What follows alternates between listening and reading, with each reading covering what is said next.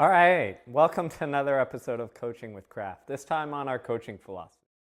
So this really simple question is really hard to answer in 5 minutes or less. So actually this past weekend, Danny and I traveled all the way down to New Zealand to a wonderful coaching workshop with Athletics New Zealand, and they gave us the same question. So we've had a little bit of practice, but to belabor the point. Anyways, so I think the coaching philosophy gets down to two main things. We have a philosophy of coaching that we use as coaches, obviously, and then we have a training philosophy. And a lot of times our training philosophy in the endurance world gets substituted for a coaching philosophy. So they're two separate things. So I'm going to try and quickly go through both, actually. So first off, I think is the most obvious, in that we coach people, not numbers, right? So the person sitting in front of me is the most important thing. Because how they are physiologically, biomechanically, psychologically, emotionally, strength-wise, all these things give me the answers, right? So the answer doesn't come from a textbook or anything like that or some brilliant coach. It comes from the person sitting in front of you. So we take what they bring to the table, combine that with the event focus we're trying to worry about, so 800-mile marathon, all those things, because the event gives us the basic physiological and biomechanical components that we have to train for. And we combine those two things, and out of those two things, we create a coaching training philosophy around that, right? What we don't do is we don't say, hey, this is who I am. I train, I coach in this fashion, and I'm going to jam every single person who comes into this mold. Instead, we create the model out of what we see. So that's number one, most important part, right? And then I think the second part of that is very simple, that, from a training standpoint, is that everything is always there. What does that mean? From the very beginning to the end, we have all these components, these ingredients we can develop. And we spend the early part of the year putting the ingredients in place. And then the last part of the year is in combining, mixing, growing those ingredients. So that means at the beginning of the year, I need to build a foundation. So what is that foundation? That means the boring stuff.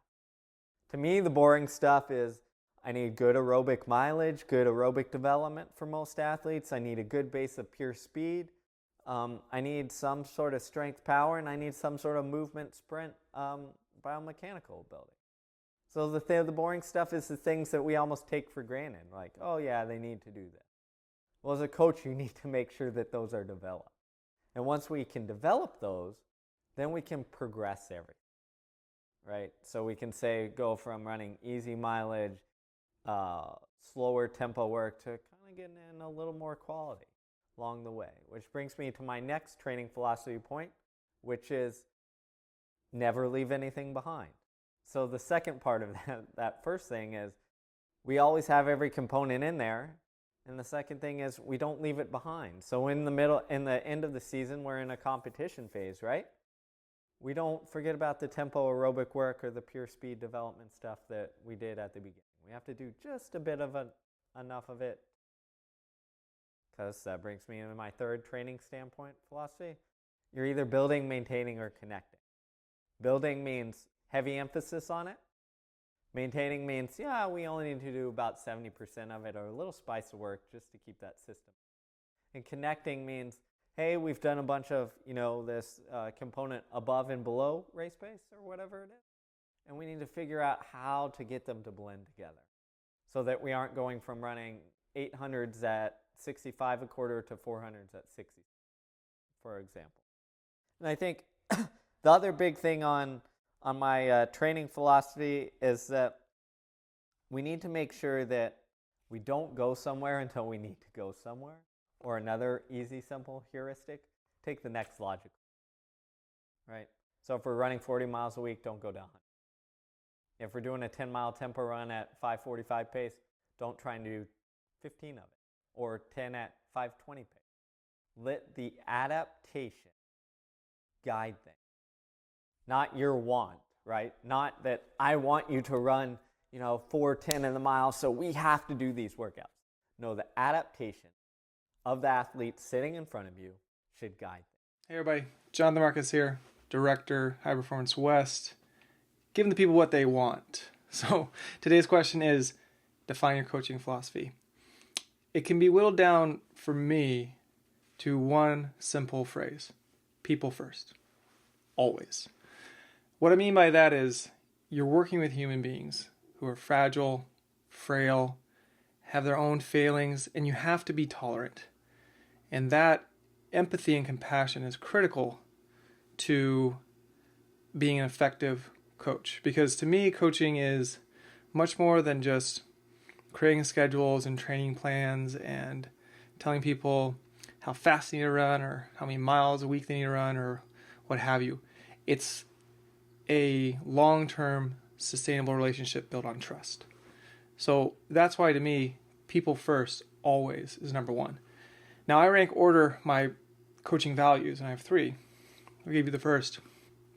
Number two is performance. So being in the high performance sector, being held to account, livelihoods are on the line at championship track meets, future contracts, bonuses, reductions in pay, loss of contracts, etc. We can't be tone deaf to that. So the result matters, but we only get that opportunity to race at the highest levels a handful of times throughout the year. So we then have to be about the process on a day-to-day basis. But the performance in the process from day to day is the thing that either separates you or limits you come race day. And then finally, the third important value is education. And what I mean by that is it's teaching. And education is you teach and then you are also taught. So it's a back and forth. Every day I go to practice, I learn. I learn a lot. I'm out there coaching people, working with them, getting inside their minds, helping them prepare for the next big race, come back from an injury, what have you. But also, too, they're teaching me. It wouldn't be fun if I just went there and just said, here's all the things to do today, do them. So those three things to me are essential to what my philosophy is. I could sit here and tell you, oh yeah, I'm a high mileage guy, I'm a low mileage guy. I like, Lydiard or Igloy or Daniels or Coe and, Cerity, da-da-da-da-da-da. I think that misses the mark. I think you have to have your coaching identity first, and then that infuses your philosophy. The specificity about what you want to use from a training menu standpoint with each athlete, that's kind of up to each coach to discover and tweak throughout experience and their own personal growth. But until you have those values ranked in order, you will have some type of confusion because there will always be conflict, right? And if we rank order our values, then that takes a certain degree of conflict out of the equation. So if it becomes, do I need to be a hard ass because this person didn't make the final to Olympic trials, or do I need to put my hand on their back and tell them, hey, thank you, you did awesome as best you could today. You can't ask for anything more. It's been a pleasure. Been a wonderful journey. Because my values are people first and then performance, then I go with the hand on the back rather than the hand in the face. So that's helped me a lot. So I encourage you to sit down, take some time, and write out your values, your coaching values, in rank order, 1, 2, 3, maybe 5 max, because you have to be able to remember top of mind like I do, and then have that taxonomy drive your interactions, drive your practice, drive how you show up every day, ready to make a contribution. So appreciate it. Thanks for being here. Thank you for coming on and checking the new High Performance West website, where we now have the workout of the day, which has been super popular and very humbling, all the feedback we've had. So thank you so much. And then also, of course, the daily blog, which again is a catch-all of a lot of exciting things, books, thoughts, ideas, anecdotes, stories, lessons learned, etc. So thanks for being here. I'm glad you're here. Hello, Coaching with Craft, episode number 5, and this is an easy one, but there's a little bit of a challenge with it. So the question is, what's my coaching philosophy? So I actually got asked this question last week when I was with Steve over in New Zealand, working with the New Zealand Athletic Federation. And so it's should be top of mind, but it's not an easy question to answer. And our challenge was we had to keep the answer under 5 minutes. But I think it's not easy to answer concisely, simply because there's so many variables that go into coaching high performance that, like when I give it, I want to hit on all of them, but that's impossible. So I look at it from from a philosophical standpoint. Like if I had to put a stake in the ground, where would I sit? And I think that's something I talked about this weekend. But I think that point is very important. Where sometimes we say, yeah, we have to live in the gray, but there needs to be a point of reference. So for me, my philosophy definitely is athlete-centered first, and the reason why I look at it from, I try to look at it from there, I try to be empathetic and look at it from their standpoint, is because they're the one that ultimately has to perform. And so I think it gets, the further and further that I get away from the sport in terms of competing as an athlete, it gets easy to not be able to relate to what they're doing, and that can bias decisions negatively for what is needed for performance. So I look at it from their point of view.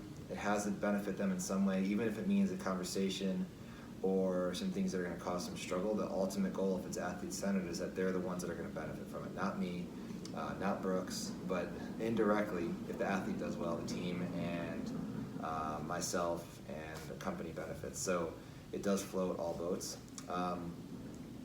The next part of it would be is there's a heavy emphasis in my philosophy. I grew up with just like a biology pre-med. I went to grad school for exercise physics science. So I think that foundation sets up a lot of the decisions I make.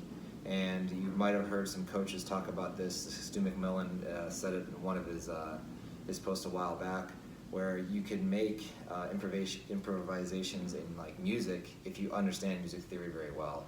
And so I look at it the same way.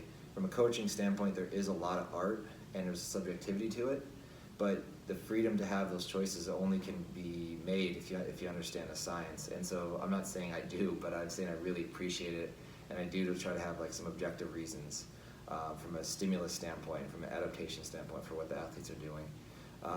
And that leads into what I was just alluding to, is there's a lot of art and innovation, and I like to evolve and grow in that way. So there is in my philosophy, there is like an element of creativity, and I try to have the athletes be comfortable with that as well. So they come to me with ideas, and some of the stuff that we do is directly related from a conversation I had with some athletes, and what do they bring to the table? Because these guys and girls are pros and have tons of experience, and they're a wealth of knowledge themselves.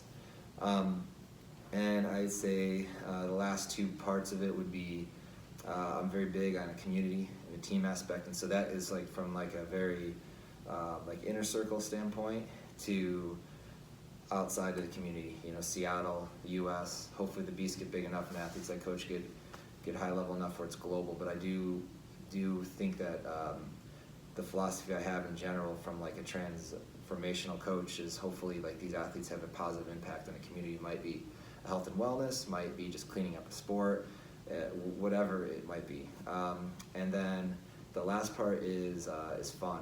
And if you see me at a meet, or you see the athletes, aside of us being really serious and competitive, like I do really like the job, and I love working with this subset of people because most of them really enjoy it, and we just like look forward to going to work, and that helps us be more successful. But that is also part of my philosophy. So those are the points. I got it under 5 minutes. Thanks for watching.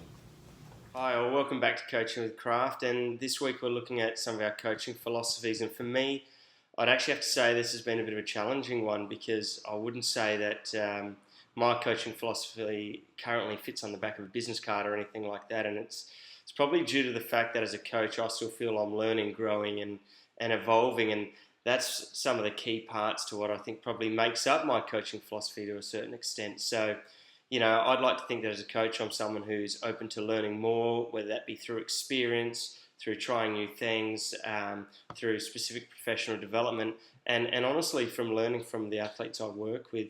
That seems to be a bit more of the key aspect to it for me now, as I'm starting to get more specific with some of the things I do with them. As a coach, I also like to think that I'm quite balanced in my views of the sport and how it can sort of help get the benefits for the athletes. I'm someone who believes that athletes have a life outside of sport, and I really want to encourage that. For many athletes that we work with, they're not always professional, and so making a living out of it is probably not realistic, and giving them the opportunity to go to university, have a job, and hopefully by the time they're 30 years of age, they're not starting life for the first time in a professional world. So I very much like to keep that in context. I also recognise that balance that supports athletes, that time with friends and family. And it may mean that they have to miss a training session where I'm out there with them to be able to do it on their own to do that. But ultimately, at the end of the day, if we keep, taking the direction towards what they want to achieve, then I'm pretty comfortable with that. And I suggest that the necessary stress involved in being too structured and too strict probably doesn't allow them to really enjoy what they're doing and make the most of what they want to do as well. Athletes are not robots, and we can't just necessarily find one recipe and apply it. And so the balance for each and every athlete helps them to have a program that's more specific to them and a style of coaching that's more specific to them as well. So with that, I'd also say, part of my coaching philosophy is to be specific to the individual. And that's not just in the way we treat them, but it's also in what works for them. Identifying the gaps that they have between where they currently are and where they want to get to in the future. And so therefore I have a fairly heavy sort of expectation on things like goal setting. So one, as a coach, I'm aware of that. And then I like to plan towards what's going to work best for them. So, some athletes might be comfortable with travelling for a significant amount of times through the year. Some may want to stay home in their daily training environment because that's where they thrive the most. And for me as a coach, it's about helping to identify what works. And one of my former coaches, Sean Crichton, said to me, the first thing he had to work out when he started coaching me was what kind of beast was I. Was I going to, get better training stimulus from one style of training as opposed to another? So for me, that's a crucial part of what I need to work out as a coach, and that problem solving and planning as a coach to sort of work out what kind of beasts I'm working with. And ultimately, we have to work out what's important for these athletes in and out of the sport. Some of them may only want to have a very short time in the sport and then want to focus on something professionally, something that they've worked on through their career. And we have to sort of respect that as coaches. So I never like to apply what I want them to do, but rather support them to do what they want to do. And ultimately, I think one of the key aspects to my coaching philosophy is to show the athletes that I care. Because I think if they don't feel that you actually care about them and give them much of a second thought outside of training and who they are as an individual, I think you're going to get very limited buy-in. So for me, that's a priority, to show these athletes that I care and I take an interest in them, both them personally and what they want to do and what they're currently needing to do in training. And that gives us a context of trust and honesty to make sure we're providing all of that to them as coaches and helping them to identify what they need to do, what they're currently doing well, and areas they can improve in. So, my coaching philosophy is pretty broad at the moment, and maybe as I go further on, I'll narrow that focus. But right now, I still consider myself a coach with a great deal of learning to do. So, putting it on the back of a business card is probably not where I'm at. So hopefully that helps you to be comfortable where you're at and help you to keep tracking towards something that works for you. Thanks. Bye.